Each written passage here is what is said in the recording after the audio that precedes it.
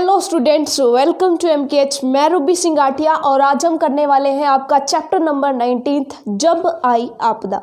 तो यहाँ पर सबसे पहला क्वेश्चन ये आता है कि प्राकृतिक आपदा होती क्या है। ठीक है, आप देखते हैं कि ऐसी आपदाएं जो प्राकृतिक घटनाओं के कारण आती हैं, जैसे कि फॉर एग्जांपल आप कह सकते हैं कि जैसे बाढ़ हो गया, ठीक है, जैसे बाढ़ हो गई, सूखा आ जाता है या भूकंप आ जाता है, या फिर आप ये कह सकते हैं कि तूफान आ जाता है। तो ये सारी की सारी क्या है, प्राकृतिक आपदाएं हैं। तो आप क्या लिखेंगे अगर पूछ लिया जाए कि प्राकृतिक आपदाएं क्या है, तो आप कहेंगे कि बाढ़, सूखा, भूकंप,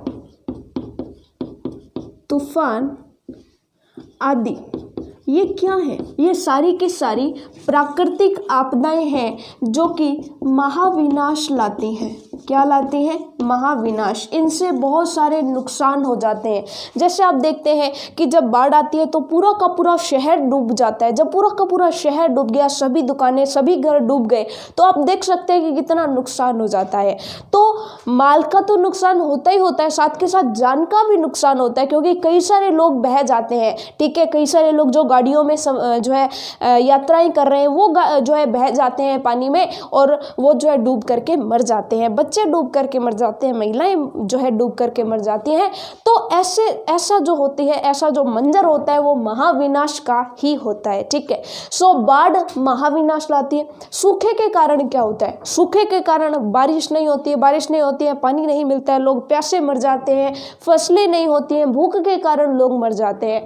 भूकंप में क्या होता है? आपको पता है कि जमीन में जब हलचल होती है, धरती हिलती है, तो उसे हम भूकंप कहते हैं। जब जमीन हिलती है तो बड़ी बड़ी इमारतें जो है गिर जाती हैं, ज़मीन में दरारें आ जाती हैं, जो लोग होते हैं उनके ऊपर बिल्डिंगें गिर जाती हैं, मकान गिर जाते हैं, इमारतें गिर जाती हैं। तो ऐसे में अंदर लोग धंस करके मर जाते हैं। तो इससे भी जान माल का नुकसान होता है। ठीक है, और नेक्स्ट है तूफान। तो तूफान से भी काफ़ी नुकसान होते हैं। ठीक है, ये सारे हमने पढ़ लिए कि प्राकृतिक आपदाएं कौन कौन सी होती हैं। जैसे बाढ़ है, सूखा है, भूकंप है, तूफान है, ये सारी की सारी प्राकृतिक आपदाएं होती हैं जो कि महाविनाश लाती हैं। अब क्वेश्चन यहाँ पर आता है कि प्राकृतिक आपदाओं के कारण क्या है। तो आपको पता होना चाहिए कि प्राकृतिक आपदाओं का कारण प्रकृति नहीं है, प्राकृतिक आपदाओं का असली कारण तो हम ही हैं। तो प्राकृतिक आपदाओं का अगर कारण पूछ लिया जाए तो आप कहेंगे कि प्राकृतिक आपदाओं में से कुछ समस्याएं तो इंसानों ने ही पैदा की हैं, यानी मुख्य कारण तो कौन है? इंसान ही है। इंसान कैसे है? तो देखिएगा कि आप देख रहे हैं कि कहीं तो पहाड़ों को काटा जा रहा है, कहीं गहराई तक जमीन को खोद करके छोड़ा जा रहा है। कोई रास्ता बनाना है पहाड़ के ऊपर तो पहाड़ को काट दिया जाएगा, पहाड़ का बैलेंस बिगड़ जाता है इससे, और इससे जब बैलेंस बिगड़ जाता है तो भूकंप जैसी घटनाएं वहां पर होती हैं। ठीक है, तो पहली बात कि हम क्या कर रहे हैं, इंसान क्या कर रहा है? कहीं तो पहाड़ों को काट रहा है, कहीं तो पहाड़ों को काटा जा रहा है, कहीं तो पहाड़ों को काटा जा रहा है, और कहीं पर क्या किया जा रहा है? जमीन को खोद करके छोड़ दिया जा रहा है। जैसे मान लीजिए कहीं जमीन के नीचे से कोयला निकल रहा है, पेट्रोलियम निकल रहा है, या सोना, चांदी, जिप्सम, अब्रक, जो भी चीजें नीचे से निकल रही है उनको हम खुदाई करके निकाल रहे हैं, और वहां पर गहरे गहरे गड्ढे खोद करके छोड़े जा रहे हैं। यानी कि हम क्या करें? प्रकृति के साथ खिलवाड़ ही तो कर रहे हैं। ठीक है, यानी कि कहीं जो है, कहीं जमीन को गहरा खोद कर छोड़ दे रहे हैं। तो मुख्य कारण क्या है? इंसान ही तो है। इंसान ही तो प्रकृति के साथ छेड़छाड़ कर रहा है कि कहीं पर हमने पहाड़ काट दिए, इसके अलावा कहीं कहीं जमीन को गहरा खोद दिया हमने, जमीन को गहरा खोद दिया तो वहां पर वो भूमि बंजर हो जाती है, इसका कोई उपयोग नहीं हो पाता है।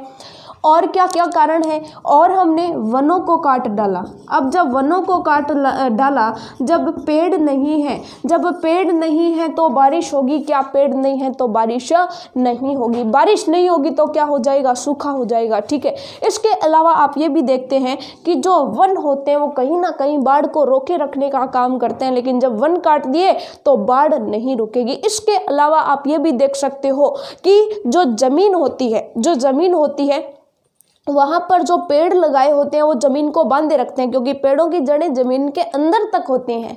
तो जब धरती हिलती है तो इतनी दरारें नहीं आती हैं। लेकिन हमने पेड़ काट दिए तो पेड़ ज़मीन को बांध करके नहीं रख रहे। पेड़ों की जो जड़ें हैं वो जकड़े हुए नहीं है ज़मीन को, ठीक है, पेड़ ही नहीं है तो जड़ें कहाँ से होंगी। तो वहाँ पर क्या होता है कि जब भूकंप आता है धरती में दरारें पैदा हो जाती है। दरारें जब पैदा हो जाती हैं तो वहाँ पर बहुत ज़्यादा नुकसान होता है, ठीक है। सो यानी कि वनों को काट डाला है हमने, पेड़ों को काट डाला है, कहीं ज़मीन को गहरा खोद दिया है, कहीं पहाड़ों को काट डाला है। और इसके अलावा जो भूजल है, भूजल यानी कि जो ज़मीन के अंदर पाया जाने वाला जल है, उसका भी हम अत्यधिक दोहन करते जा रहे हैं। तो कुल मिलाकर के बात यह है कि जितने भी प्राकृतिक संसाधन है, प्रकृति से जो हमें संसाधन यानी जो फायदे की चीज़ें हैं, उनका हम क्या कर रहे हैं, अत्यधिक दोहन कर रहे हैं। इतना दोहन हमें यानी इतना उनका उपयोग नहीं करना चाहिए, हम इनका अत्यधिक दोहन कर रहे हैं। और इनके अत्यधिक दोहन के कारण ही ऐसी बाढ़, भूकंप, सूखा, तूफान इत्यादि जैसी प्राकृतिक आपदाएं जो है इनका सामना हमें करना पड़ता है, ठीक है। सो कारण अगर पूछ लिया जाए तो आप क्या कहेंगे कि कहीं ना कहीं इंसान खुद इन प्राकृतिक आपदाओं का कारण है, क्योंकि हम पेड़ों को काट रहे हैं, जंगलों को काट रहे हैं, हम जमीन को खोद रहे हैं, जमीन के अंदर से जल निकाल रहे हैं। अब देखिए कि मान लीजिए सूखा आ गया, ऊपर से बारिश नहीं हो रही, ठीक है, सूखा आ गया, तो हमारे पास ऑप्शन क्या होता है, जमीन में से पानी निकाल करके हम उपयोग कर लें। लेकिन हम क्या कर रहे हैं, जब बारिश आ रही है उसका पानी तो वेस्ट जा रहा है, उसका हम उपयोग नहीं कर रहे, हम धरती के अंदर से पानी निकाल करके उसका उपयोग कर रहे हैं। भूजल यानी पृथ्वी के अंदर पाया जाने वाला जो जमीन के नीचे का जल होता है उसका उपयोग कर लिया। अब मान लीजिए किसी साल सूखा आ गया तो हमने धरती के नीचे का जल तो पहले ही उपयोग कर लिया, ऊपर से यानी बारिश के माध्यम से भी नहीं आया, तो हम क्या हो जाएंगे, सूखे के शिकार हो जाएंगे। यानी कि हमने जिनको बचा के रखना था, जिनका दोहन नहीं करना था, उनका भी दोहन हम कर रहे हैं। तो ऐसे में कहीं ना कहीं इन प्राकृतिक आपदाओं के कारण हम खुद हैं, ठीक है। तूफान इस कारण आते हैं, बाढ़ भी इसी कारण आती है। बाढ़ किस वजह से आती है, बहुत ज़्यादा वर्षा होती है तो उसकी वजह से बाढ़ आती है, ठीक है। अब ये चीज़ तो हमें समझ में आ गई कि प्राकृतिक आपदा क्या होती है, प्राकृतिक आपदा के कारण क्या है। अब यहाँ पर बात आती है कि जब प्राकृतिक आपदा आती है तो कौन कौन से लोग हमारी सहायता करते हैं। कि मान लीजिए किसी शहर में बाढ़ आ गई तो उस शहर में सहायता कौन करेगा। सिंपल सी बात है कि जो आम लोग होंगे वो तो अपने परिवार को बचाने में लगे होंगे, तो दूसरों की रक्षा कौन करेगा, दूसरों की सहायता कौन करेगा। तो आपको पता होना चाहिए कि उस शहर की जो सरकार होती है, यानी कि उस शहर की जो स्थानीय पुलिस होगा, प्रशासन होगा, जो सैनिक होंगे, जो समाजसेवी संगठन होंगे, वो वहाँ पर आकर के सहायता करते हैं। तो देखिएगा कि जब प्राकृतिक आपदा आती है तो सहायता कौन करता है, सहायता कौन करता है, तो वहाँ की जो स्थानीय पुलिस है, स्थानीय जो पुलिस है वो वहाँ के लोगों की रक्षा करती है। कोई मान लीजिए भूकंप आ गया, भूकंप की वजह से क्या हुआ, कोई बिल्डिंग गिर गई, इमारत गिर गई, इमारत के नीचे कई सारे लोग जो है फंस गए हैं, तो उन लोगों को निकालेगा कौन, वहाँ की स्थानीय पुलिस निकालेगी, सैनिक आएंगे वहाँ पर वो निकालेंगे, वहाँ का प्रशासन जो है, वहाँ का प्रशासन यानी कि जो नगर पालिका है अगर, तो नगर पालिका के जितने भी कार्यकर्ता होंगे, जितने भी वहाँ पर काम करने वाले हैं वो सहायता करेंगे। स्थानीय पुलिस, सैनिक, प्रशासन और इसके अलावा जो समाजसेवी संगठन होते हैं, समाजसेवी संगठन, जो युवा होते हैं, जो समाजसेवी संगठन बना करके ऐसी आपदाओं के समय लोगों की सहायता करते हैं, ये सारे के सारे लोग हमारी सहायता करते हैं। जब प्राकृतिक आपदा आती है वहाँ की पुलिस ही तो सहायता करेगी, सैनिक ही तो सहायता करेंगे, प्रशासन ही तो सहायता करेगा, और हम एक दूसरे की सहायता थोड़ी ना करेंगे, ठीक है। और इसके अलावा एक और प्रोफेशन ऐसा है, एक और व्यक्ति ऐसा होता है जो सहायता करता है, कौन, कि यहाँ पर जो व्यक्ति चोटिल हो जाते हैं उनका इलाज कौन करता है, वहाँ के डॉक्टर, है ना। तो ये सारे लोग जो है मिल करके वहाँ के लोगों की सहायता करते हैं जहाँ पर प्राकृतिक आपदा आ जाती है। अब बात करते हैं, नेक्स्ट क्वेश्चन क्या आता है कि आपने देखा होगा कि सामान्य लोग आसपास में घर बना करके रहते हैं। जैसे कि आपने देखा होगा कि जहाँ पर शहर होता है वहीं पर सारे बसना पसंद करते हैं, तो सारे लोग एक दूसरे के पास पास क्यों रहना चाहते हैं, पास पास इसलिए रहना चाहते हैं कि अगर उन्हें किसी ऐसी प्राकृतिक आपदा का सामना करना पड़े तो सभी लोग मिल करके एक दूसरे की सहायता कर सके, ठीक है, एक दूसरे की सहायता कर सकते हैं। जैसे मान लीजिए कि बाढ़ आ जाती है। बाढ़ आ जाती है तो अगर लोगों के घर नज़दीक नज़दीक है तो वो सारे लोग नाव में बैठ करके कहीं दूर जा सकते हैं। बजाय इसके अगर बहुत ज़्यादा दूर दूर होते हैं, मान लीजिए कि बाढ़ आ गई और कोई शहर डूबने जा रहा है मान लीजिए, तो वहाँ पर पास पास में घर होंगे तो सैनिकों को, जो सैनिक होंगे वो उन सभी लोगों को अपने अपने घरों से निकाल करके और उन्हें सुरक्षित स्थान पर पहुँचा देंगे। लेकिन अगर मान लीजिए कोई ऐसी जगह है जहाँ पर घर बहुत दूर दूर है तो सैनिक ज़्यादा से ज़्यादा 2 या 4 घरों को बचा पाएंगे और लोगों को नहीं बचा पाएंगे। क्यों? क्योंकि वो बहुत दूर दूर है, ठीक है। जब तक वो बचाने जाएंगे तब तक तो सब खत्म हो जाएगा। तो यहाँ पर क्या है कि अगर वो आसपास बसते हैं तो उनकी सुरक्षा करना, एक दूसरे की सहायता करना आसान हो जाता है जब ऐसी प्राकृतिक आपदाएं आ जाती हैं, ठीक है। तो ये तो हमने जो है समझा ओवरऑल प्राकृतिक आपदाओं को। यहाँ पर हम 2 प्राकृतिक आपदाओं की बात करने वाले हैं। एक तो बात करेंगे बाढ़ की और दूसरी बात करेंगे भूकंप की, ठीक है। तो सबसे पहले हम भूकंप की बात करते हैं। सबसे पहले हम किसकी बात करते हैं? भूकंप की बात करते हैं।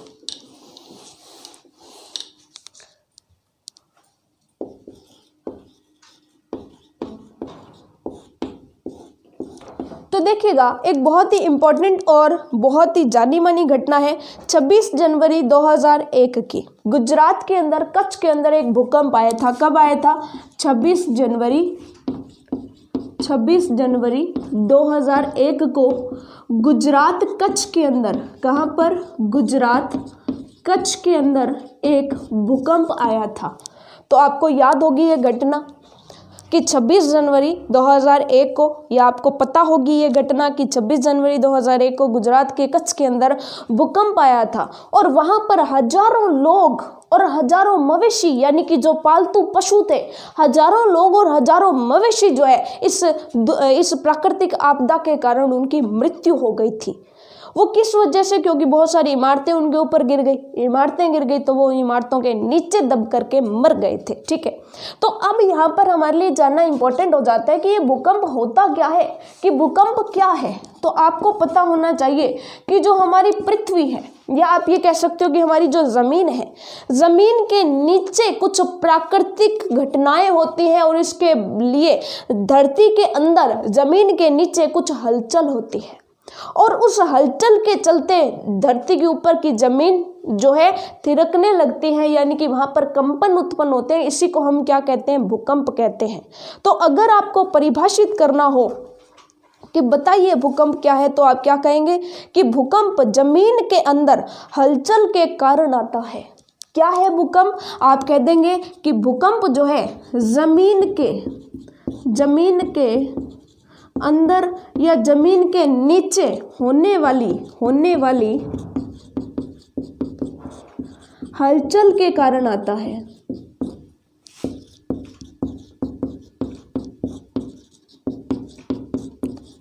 कि होता क्या है कि धरती के नीचे हलचल हो रही है, तो इसकी वजह से भूकंप आता है। ये एक विनाशकारी प्राकृतिक आपदा है जिसमें क्या होता है, जमीन में दरारें पड़ जाती हैं जिसके कारण जमीन धंस जाती है, ठीक है। एक्चुअल में क्या होता है कि भूकंप के कारण क्या होता है, मान लीजिए कि दो जो जगह है वो हलचल के कारण क्या होती है, एक दूसरे के दूर खिसकती है या फिर एक दूसरे के नजदीक आती हैं। तो अगर दूर खिसक रही है तो बीच में खाई बन जाएगी तो लोग उसमें फंस करके मर जाएंगे।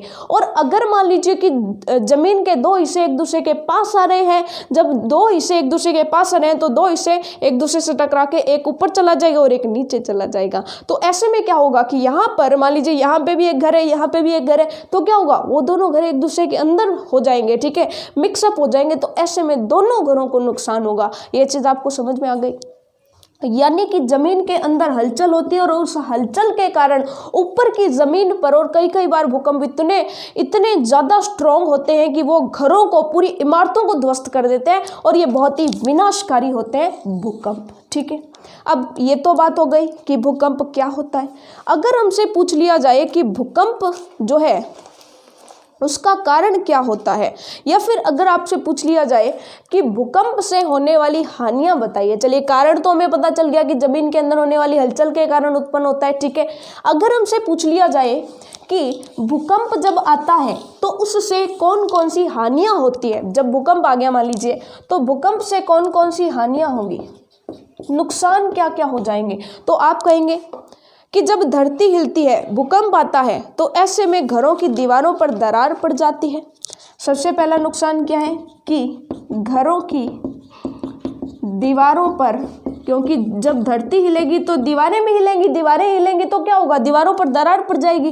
तो घरों की दीवारों पर क्या पड़ जाती है, दरार पड़ जाती है, पहली बात। दूसरी बात क्या है कि ज़मीन जो है वो हिलने लगती है। ज़मीन हिलने से क्या होता है, इमारतें गिर जाती हैं। तो आप कह देंगे धरती हिलने से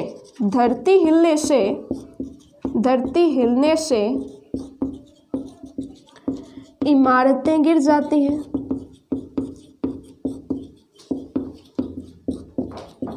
धरती हिलने से इमारतें गिर जाती हैं, और जब इमारतें गिर जाती हैं तो क्या होता है, हजारों लोग और मवेशी जो है मलबे के नीचे आकर के दब जाते हैं। तो आप क्या कह देंगे कि लोग और मवेशी यानी कि जो पालतू पशु होते हैं वो भी क्या हो जाते हैं, मलबे के नीचे दब करके क्या हो जाते हैं, मर जाते हैं।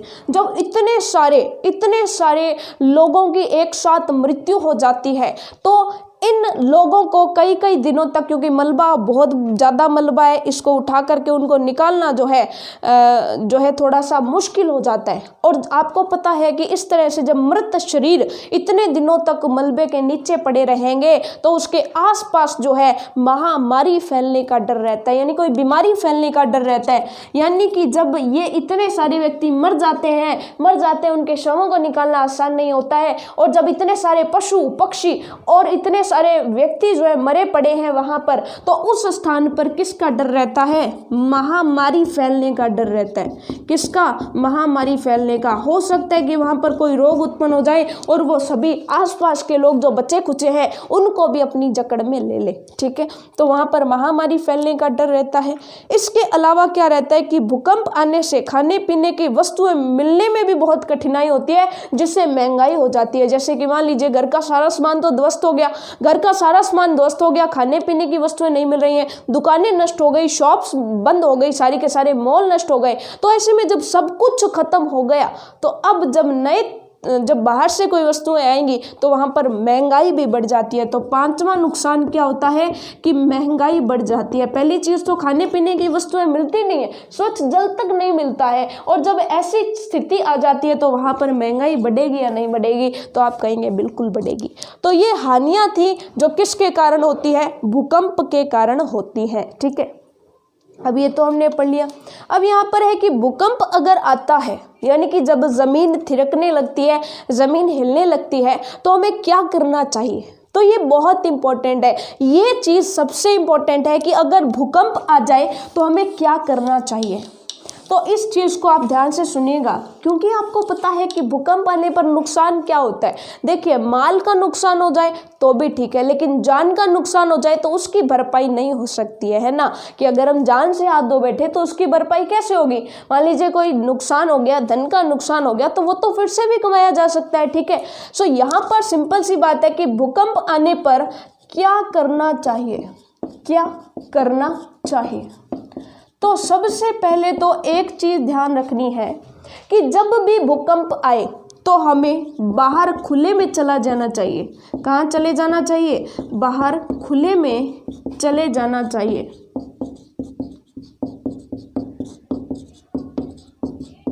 और खुले स्थान पर, ऐसे स्थान पर जाएं जहां पर ऊपर से कोई पेड़ या फिर कोई इमारत गिरने का डर ना हो, ठीक है। ऐसे खुले स्थान पर जहां पर कोई पेड़ आपके ऊपर गिरने का या फिर कोई इमारत या फिर मकान गिरने का डर न हो, कि ऐसे खुले जगह पर जाना है जहां पर आपके ऊपर कुछ भी नहीं हो, ठीक है। कि मान लीजिए धरती हिल रही है, आप भाग करके खुले स्थान में चले गए कि अगर मकान, इमारत, बिल्डिंग, पेड़ कुछ भी गिरेगा तो वो कम से कम आपके ऊपर ना गिरे। इस चीज़ से बचाने के लिए आपको क्या करना है, बाहर खुले में चले जाना चाहिए, पहली बात। अब ये तो हो गई बात। दूसरी बात क्या करता है कि अगर मान लीजिए आप किसी ऐसे स्थान पर है जहाँ पर खुला स्थान नहीं है, अगर आप बाहर जाएंगे तो आपको और ज़्यादा नुकसान होगा, है ना। कि मान लीजिए कि आप ऐसे खुले स्थान में नहीं है, ठीक है। मान लीजिए कि किसी शहर के बीचों बीच खड़े हैं, अब शहर के बीचों बीच खड़े हैं तो मान लीजिए आसपास बड़ी बड़ी बिल्डिंगें ही हैं, तो अब क्या करें। तो ऐसे में बाहर निकलना नुकसानदायक हो सकता है। तो ऐसे में क्या किया जाना चाहिए कि ऐसे में आप घर के अंदर किसी मजबूत स्थान के नीचे अपनी जगह बना ले। अंदर किसी मजबूत स्थान, कोई मजबूत स्थान है तो उसके नीचे अपनी जगह बना ले। मजबूत स्थान के नीचे बैठ जाएं। कोई मजबूत टेबल है तो उसके नीचे बैठ जाएं। कोई मजबूत आप कह सकते हो कि स्लैब बनी हुई है, उसके नीचे बैठ जाएं कि उसके स्लैब के ऊपर अगर कुछ गिरे तो वो कम से कम ना टूटे, उसके नीचे आप हैं तो आप सुरक्षित बचे रहें, ठीक है। तो ऐसा करने के लिए हमें क्या चाहिए कि किसी मजबूत चीज के नीचे हमें बैठ जाना चाहिए, ठीक है। तो दो चीजें आपको समझ में आ गई कि या तो बाहर खुले में चले जाएं, अगर घर के अंदर है तो किसी मजबूत स्थान को देख करके वहां पर आप छुप सकते हैं, यानी अपनी जगह बना सकते हैं। और तीसरी बात क्या है कि हमें भूकंप रोधी मकानों का निर्माण करना चाहिए। हमें क्या करना चाहिए, भूकंप रोधी, यानी कि ऐसे मकान जो भूकंप आने पर गिरे नहीं, ऐसे मकानों को क्या बोला जाता है, भूकंप रोधी। तो आप क्या कहेंगे कि हमें भूकंप रोधी मकानों का निर्माण करना चाहिए। भूकंप रोधी मकानों का निर्माण करना चाहिए। तो ये सारा कुछ हमने पढ़ा किसके बारे में, भूकंप के बारे में, कि भूकंप क्या है, भूकंप आने से क्या क्या हानियां होती है। और 26 जनवरी 2001 को गुजरात के अंदर कच्छ में भूकंप आया था। अब ये तो सारी की सारी बातें पढ़ ली हमने किसके बारे में, भूकंप के बारे में। अब नेक्स्ट हम पढ़ने वाले हैं बाढ़ के बारे में। नेक्स्ट हम किस प्राकृतिक आपदा के बारे में पढ़ने वाले हैं, बाढ़ के बारे में। तो अब देखिएगा सबसे पहले जो क्वेश्चन आता है, सबसे पहले क्वेश्चन आता है कि बाढ़ आने के कारण क्या क्या रहते हैं, कि बाढ़ आती किस वजह से। देखिएगा बाढ़ का मतलब क्या होता है कि पूरे शहर में पानी पानी भर गया है, ठीक है। तो बाढ़ आने के मुख्यतः दो कारण होते हैं। पहला कारण क्या होता है कि किसी क्षेत्र में मान लीजिए भारी मूसलाधार वर्षा हुई है, तो उस कारण क्या हो सकती है, वर्षा के कारण जो है किसी क्षेत्र में बाढ़ आ सकती है। तो पहला कारण तो क्या हो जाएगा कि अगर बाढ़ आने का कारण पूछा जाए तो मुख्य रूप से दो कारण होते हैं। देखिए वैसे तो और भी कई कारण बन सकते हैं, ठीक है, लेकिन मुख्य रूप से दो कारण होते हैं। एक कारण तो क्या हो जाएगा कि मान लीजिए मूसलाधार वर्षा, कोई ऐसा क्षेत्र जहां पर बहुत ज्यादा वर्षा, बारिश बहुत ज्यादा हो रही है तो उसके कारण बाढ़ आ सकती है। दूसरा कारण क्या हो सकता है कि मान लीजिए बांध कोई टूट गया, मान लीजिए कि कोई नदी है और नदी के ऊपर से कोई बांध टूट जाता है, और जब बांध टूट जाता है, मान लीजिए आप इस तरह से सोच सकते हैं कि बांध का मतलब क्या होता है कि मान लीजिए ये कोई नदी जा रही है तो हम यहाँ पर बांध बना देते हैं, यहाँ पर क्या बना देते हैं, बांध बना देते हैं। बांध इसलिए होता है कि आगे, क्योंकि आपको पता है पानी कहाँ चला जाएगा, समुद्र के अंदर चला जाएगा। हम क्या करते हैं, पानी को रोक के रखते हैं ताकि हम थोड़ा थोड़ा पानी आगे भेज सकें, ठीक है, ताकि जब बारिश नहीं होगी तभी इस क्षेत्र में पानी की कमी ना हो जाए। इसके लिए हम क्या करते हैं, नदी को पहले रोक के रखते हैं और थोड़ा थोड़ा पानी इसमें से छोड़ते जाते हैं। अब मान लीजिए कि यह बांध ब्रेक डाउन हो गया, यानी कि बांध टूट गया, तो पीछे बहुत सारा पानी है, वो एकदम से आगे चलेगा। एकदम से आगे चलेगा तो ये क्या करेगा, नदी से बाहर निकल जाएगा और आसपास के क्षेत्रों में चला जाएगा, और आसपास के क्षेत्र क्या हो जाएंगे, आसपास के क्षेत्र डूब जाएंगे। तो इसका मतलब क्या होता है कि दूसरा कारण क्या होता है, बांध टूटने से, किस बांध टूटने की वजह से, बांध टूटने की वजह से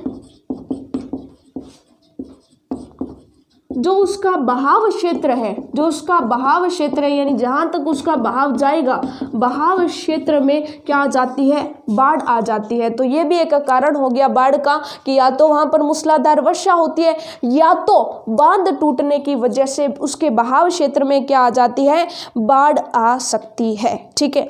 और जब बाढ़ आ जाती है तो आपको पता है, इसके अलावा एक और भी कारण रहते हैं कि मान लीजिए ये कोई पहाड़ है, ये कोई पहाड़ है, तो पहाड़ पर बहुत ज्यादा वर्षा हो रही है, वर्षा हो रही है, तो ये पानी क्या जाएगा, पहाड़ के साथ साथ नीचे चला जाएगा। तो नीचे जो घर स्थित होंगे, नीचे मान लीजिए यहाँ पर घर है, पूरे पहाड़ का पानी यहाँ पर जाके इकट्ठा हो रहा है, तो ये घर डूब जाएंगे कि नहीं डूब जाएंगे? आप कह देंगे बिल्कुल। मान लीजिए कि कोई पहाड़ है, ठीक है, पहाड़ के ऊपर बहुत ज़्यादा वर्षा हो रही है और हमारा घर कहाँ है, नीचे ढलान में है, तो पहाड़ से सारा पानी कहाँ जाएगा, नीचे आ जाएगा। तो जो नीचे घर बने हुए हैं, झुग्गी झोंपड़ियाँ बनी हुई है, तो झुग्गी झोंपड़ियाँ वहाँ पर डूब जाती हैं। तो बाढ़ के कारण तो हमें समझ में आ गए। अब हम बात करते हैं कि बाढ़ से क्या क्या नुकसान होते हैं। बाढ़ से क्या क्या नुकसान होते हैं, अब देखिएगा कि बाढ़ से क्या क्या नुकसान होते हैं। तो सबसे पहली बात आती है कि जब भी बाढ़ आती है तो सबसे पहले जो नुकसान होता है वो किसको होता है, झुग्गी झोंपड़ियों को होता है। कि झुग्गी झोंपड़ियाँ जो होती हैं वो बह जाती हैं। जो गरीब लोग होते हैं, जो सड़कों पर घर बना करके रहते हैं, झुग्गी झोंपड़ियाँ बना करके रहते हैं, तो वो बह जाती है। तो सबसे पहला नुकसान तो किसको होता है कि झुग्गी झोंपड़ियाँ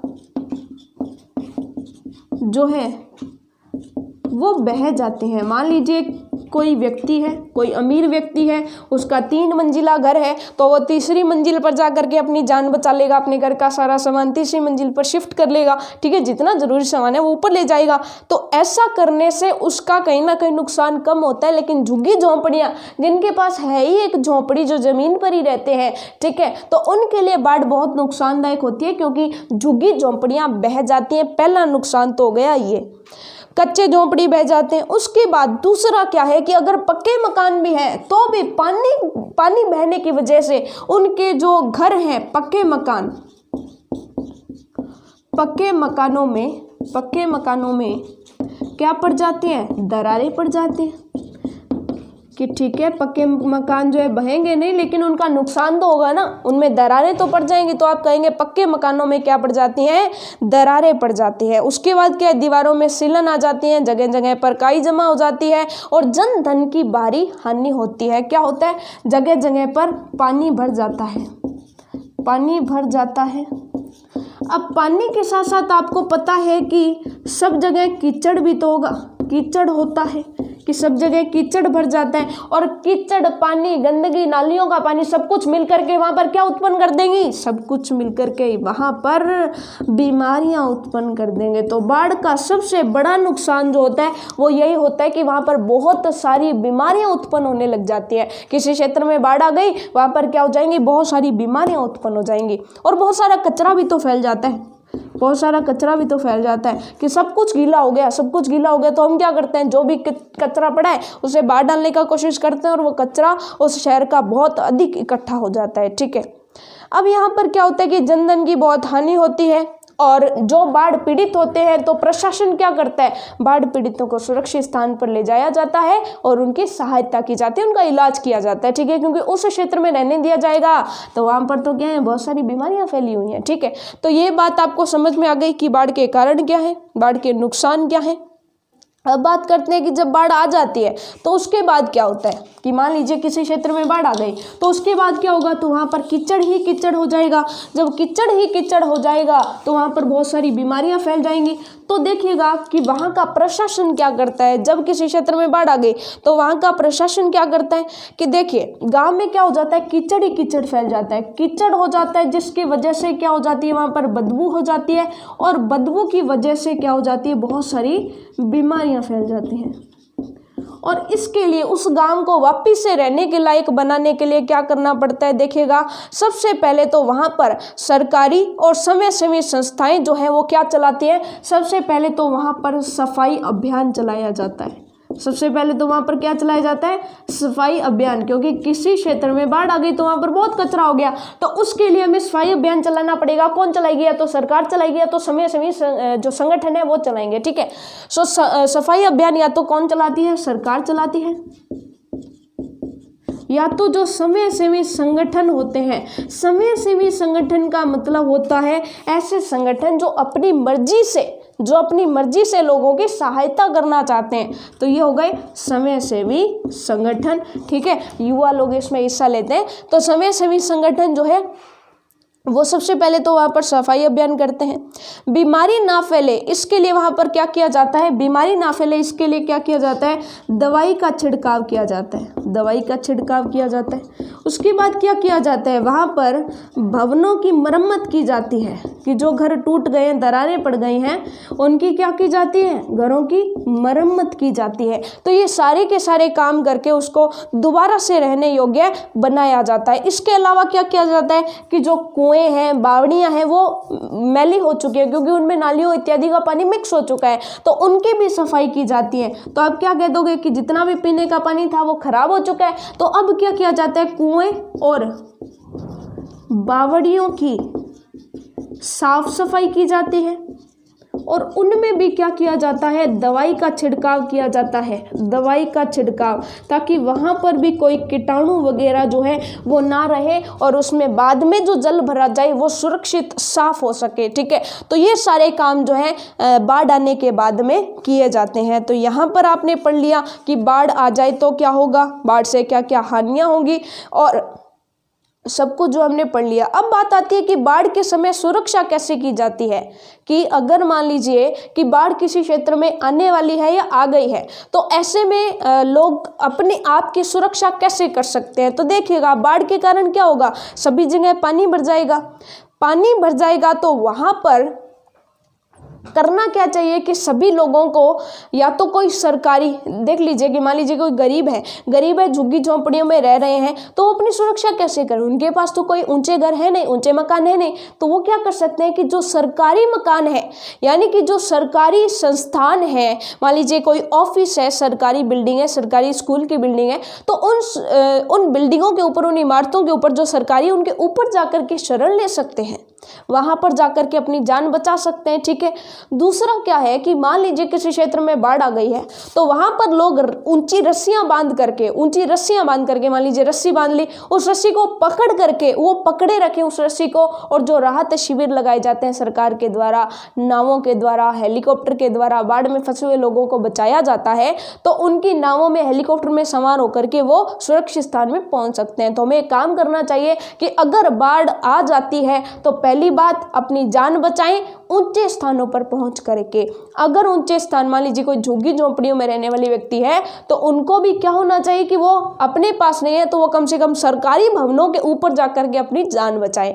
तीसरी बात क्या है कि अगर मान लीजिए ऐसा भी पॉसिबल नहीं है या सुरक्षा वो लेते हैं फिर भी वो जो है मान लीजिए कि डूब जाते हैं, तो वो एक रस्सी, ऊंची रस्सी बांध करके रख सकते हैं, एक दूसरे को रस्सी से पकड़ करके रख सकते हैं। बहुत सारे लोग इकट्ठे हो जाए, किसी रस्सी को पकड़ ले, उस रस्सी के सारे जो है लगे रहे ताकि पानी के बहाव के साथ वो बह ना सके। एक व्यक्ति होगा तो पानी उसको भाग करके ले जाएगा, क्योंकि पानी का बहाव बहुत तेज है, बहुत ज्यादा पानी एक साथ चल रहा है। ठीक है, तो ऐसे में आप देखते हो कि टीवी चैनलों पर ऐसा ही किया जाता है, बहुत यानी कि बहुत सारे लोग रस्सी बांध लेते हैं और एक दूसरे को पकड़े रहते हैं। ठीक है, ताकि एक दूसरे की जान बचाई जा सके। तो ये सीखा हमने प्राकृतिक आपदाओं के बारे में। आपका चैप्टर नंबर 19 कंप्लीट हुआ, जिसके अंदर हम भूकंप और बाढ़ के बारे में सारी की सारी जानकारी ले चुके हैं। तो इसी के साथ मिलेंगे नेक्स्ट चैप्टर में, अगली क्लास में। तब तक के लिए all the best for your self studies.